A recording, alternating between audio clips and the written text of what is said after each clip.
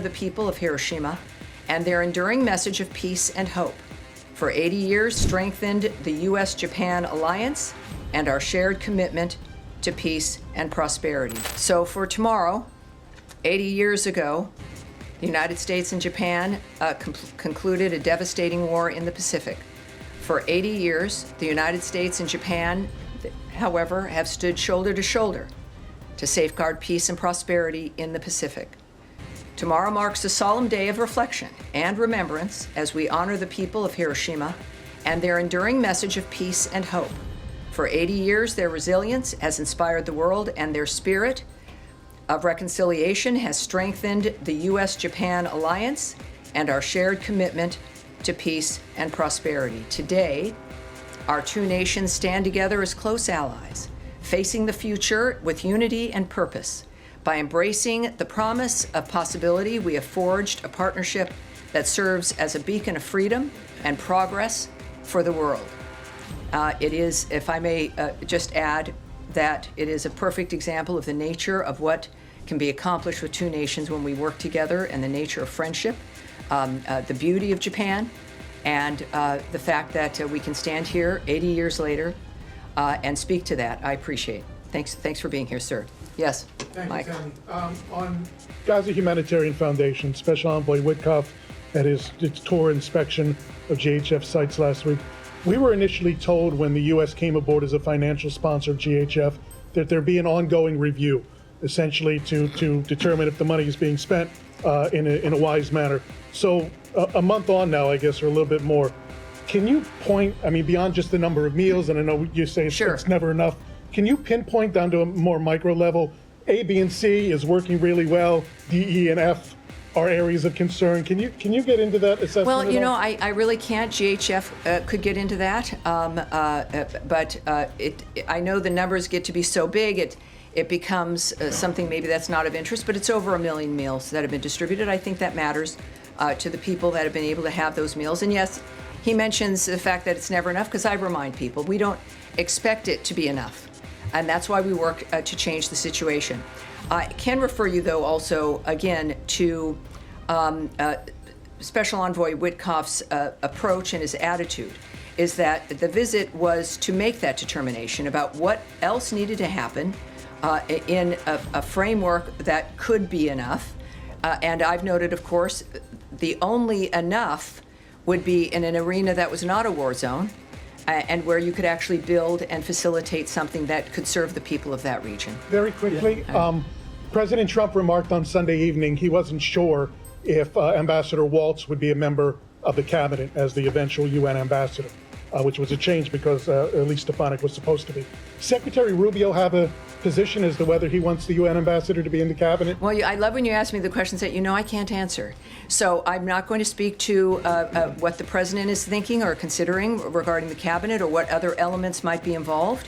Nor will I talk about Secretary Rubio's opinion about what may or may not happen hypothetically. All right. Thank you. Now to Nadia, thanks for your patience. Thank you so much, Tani. I wanted to press you again on the Gaza plan. The president said clearly and many times that he wants to end wars in the Middle East, and I believe that's the secretary's position. Yes, that's true. How does Netanyahu's plan or proposed plan of reoccupying Gaza fits into this vision, considering that many people believe that without American weapons, Israel cannot carry with this war? So you have lots of leverage to advise Prime Minister Netanyahu whether to take this decision or not. Well, you know, what I do love is when you're in the Oval Office and you're able to ask President Trump a direct question, which you've been able to do, and it's been very impressive. That is a question for the president. I would say, though, that and I'm, again, thrilled to be here with his leadership, in that we've seen him display what his commitment has been, which is to stop the suffering, end the carnage, bring peace for the who wouldn't if you had the wherewithal to do it. Of course, that's what we're doing. I certainly won't speak to what Israel's plans are. There's been many reports. I'm not going to speak to news reports or what another government is planning or not planning.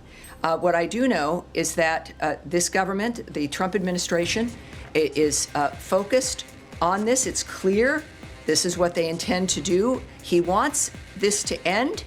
He said that from the beginning. that the actions that we would take, it wouldn't be about months or years, about meeting to have meetings, and that there's resolutions. As a businessman, you've got to have a point where something is developed and produced and done. So I would say that considering we know that the Secretary Rubio, of course, working very closely, and also as the acting NSA with the president in the White House, that we have, I would argue, the best minds in the world dealing with and deciding how to implement this notion that war-torn ravaging and suffering should never be someone's normal. That's what we will see from President Trump, Secretary Rubio, and this entire government as a whole. But we certainly won't comment on hypotheticals or speculating on what that might mean. The good news is you'll hear it right from them in a variety of different formats. And that it's an exciting time to watch this. It's heartbreaking most of the time. It's exciting and hopeful part of the time. And I think we're going to get there. And Ambassador Huckabee, how do we know that he's speaking his mind as an opinion and when he talks about U.S. policy? Because he reports to the secretary. So as a reporter, how do I know if he's just expressing his opinion about the settlement being part of Israel and when actually this is a policy, if the president or the secretary did not articulate that?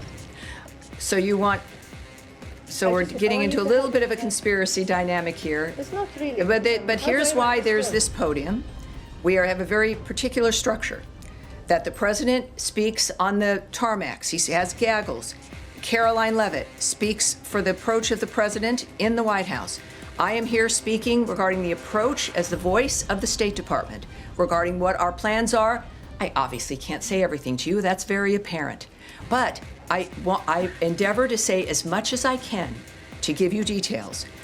There's no one in the world who is randomly going to be speaking about policy that is not evident, that you have not heard from, or is a policy of the State Department or the White House that is not either evident to you, has been said, has been put in a paper, a release, an op-ed, a readout.